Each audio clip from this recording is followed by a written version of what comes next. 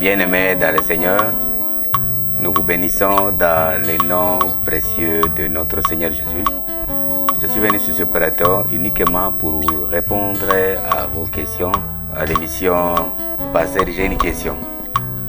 Vous savez que dans le royaume de Dieu, la connaissance était un atout très capital. Lorsque vous n'avez pas assez de connaissances, vous risquez d'être emporté par tout vent de doctrine, comme l'a dit l'apôtre Paul. Mais nous allons essayer par la grâce de Dieu de répondre à toutes vos questions.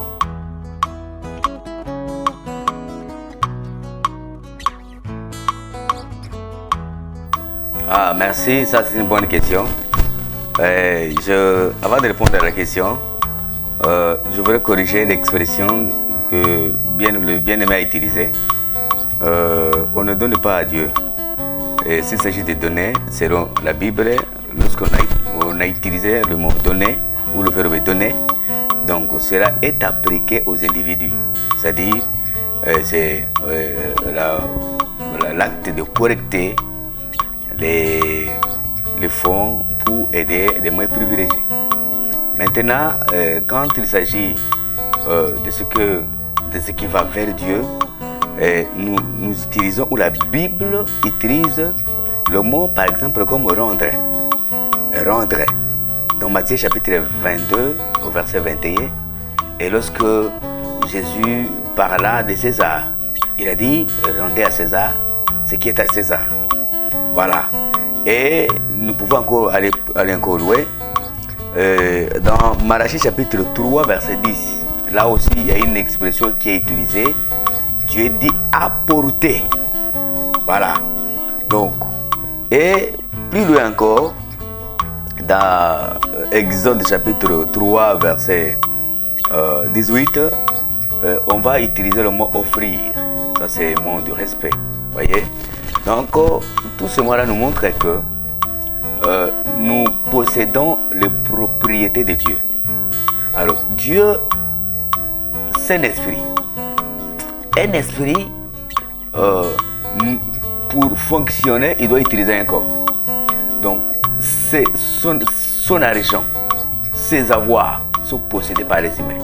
Et lorsque Dieu nous demande quelque chose, c'est en termes de rapport que nous allons donner à celui qui nous a confié la richesse. Cela est justifié dans Deutéronome chapitre 8, verset 18, lorsque Dieu va dire que de ne pas oublier l'Éternel notre Dieu, parce que c'est lui qui nous donne la force de les avoir. Donc, vous vous rendez compte que l'homme n'a rien. Donc, tout ce que nous possédons appartient à Dieu. Nous sommes juste les trésoriers de Dieu. Alors, c'est un compte que nous rendons à Dieu lorsqu'il s'agit de rendre ou d'offrir ou d'apporter quelque chose à Dieu.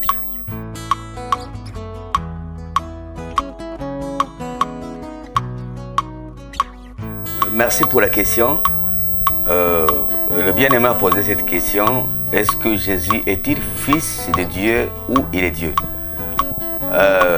Je vais affirmer avec véhémence que Jésus-Christ est Dieu et je vais la prouver dans les Écritures. Nous voyons lorsque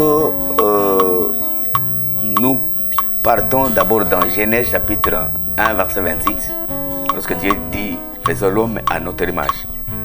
Donc là, c'est une trinité qui apparaît, mais qui ne se dévoile pas comme une trinité. Mais nous voyons que Dieu va parler au pluriel. Faisons l'homme à notre image. Donc là, il s'agit de Dieu le Père, Dieu le Fils et Dieu le Saint-Esprit. Bon, si nous allons dans le livre des Hébreux,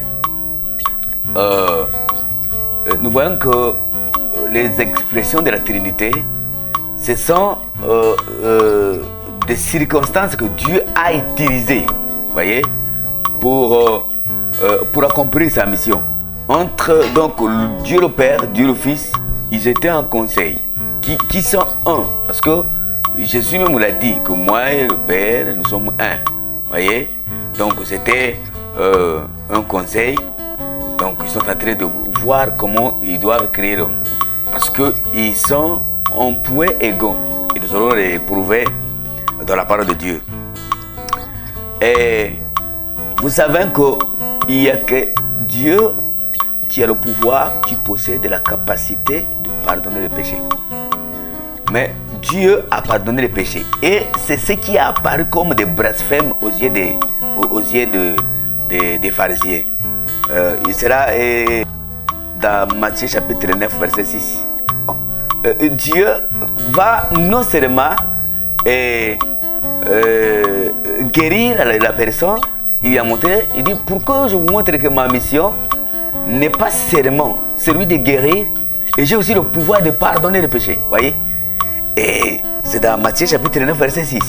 Il dit enfin que vous sachiez que le Fils de l'homme a le pouvoir de pardonner les péchés. Il dit tes péchés te sont pardonnés. Mais les Juifs sont sortis de la salle. Non, non, non, non. Ça c'est des blasphèmes. Tu as blasphémé. Tu n'es pas Dieu pour pardonner les péchés. Et ça, c'est raison, c'est l'une des raisons qui a causé la crucifixion de Jésus, parce qu'on l'accusait de blasphème. On était réellement Dieu. Ça c'est l'attribut de Dieu. Donc le pardon, le pouvoir de pardonner le péché.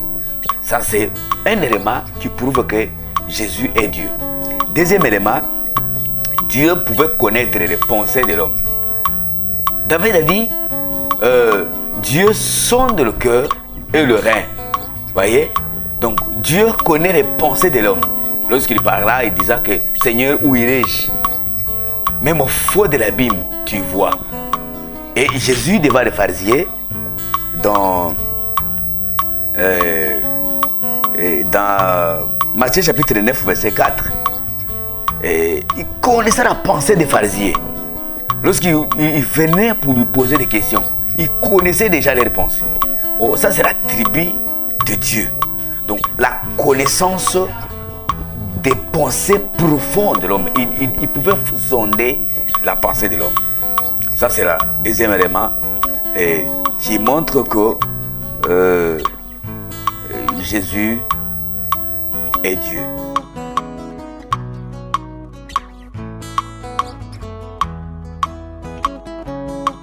Bien-aimé, que Dieu les bénisse. Nous allons répondre, mais je ne suis pas là pour faire des polémiques des églises. Moi, je ne suis pas derrière un mouvement quelconque. Je veux m'appuyer sur la parole de Dieu. Par là, d'abord, l'origine du sabbat. Et qu'est-ce qui se faisait pendant le sabbat? Qui était la pensée de Dieu? Quelle a été la pensée de Dieu concernant la restauration sabbatique? Et nous allons voir maintenant la prière dans nos jours. Exode chapitre 20, au verset 9, Dieu va instaurer le sabbat pour le repos. Voyez? Donc, il dit que pendant 6 jours, vous allez travailler. Mais le 7e jour, sur le repos. Parce que moi, Dieu, je me suis reposé. Voilà, là, il n'est pas la prière. Il n'y a rien. Les gens doivent rester à la maison. Et la journée sanctifiée, ils sont à la maison. Il n'y a pas la prière là-dessus. Et Exode aussi 16, verset 23. Ça va aussi dans le même sens. Sur le repos. Dieu parle de repos. Mais or, nous savons que l'Ancien Testament parle de choses figuratives. Voyez, il est en train d'imager le Nouveau Testament, la vraie figure qui va venir après.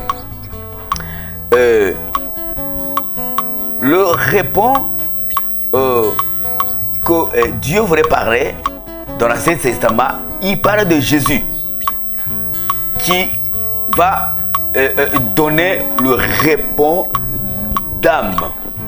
Donc, et lui-même en venant, quand il était en mission sur la terre, il a parlé dans Matthieu chapitre 11, verset 28. Il dit, venez à moi, vous tous qui êtes fatigués, chargés, et je vous donnerai du repos. Vous voyez?